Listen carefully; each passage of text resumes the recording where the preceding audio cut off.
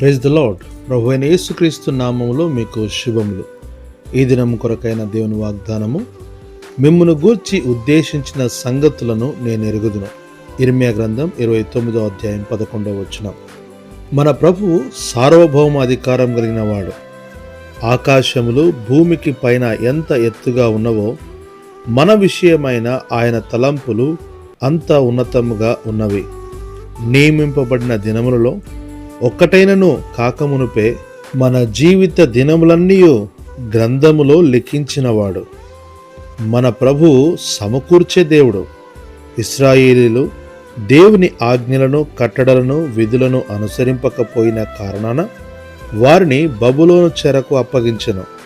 కానీ అక్కడ వారి స్థితి ఎరిగిన దేవుడు వారిని బలపరచుచు సమాధానకరమైన తన ఉద్దేశమును బయలుపరచుచున్నాడు. ప్రభువు సర్వకాలం విడనాడడు. ఆయన కోపించుచునే ఎడతెగని వాత్సల్యత చూపించువాడయున్నాడు. ఆ సర్వోన్నతుడైన దేవుడు ఈ వాక్యం వినుచున్న నీ విషయంలో కూడా గొప్ప ఆలోచన కలిగి ఉన్నాడు. బహుశా నీ జీవితంలో కృంగిపోయిన స్థితిలో, దేవునికి దూరమైన పరిస్థితుల్లో జీవించుచున్నావేమో.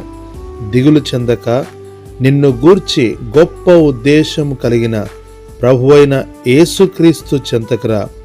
ఆయన నిన్ను తిరిగి నూతనపరచును.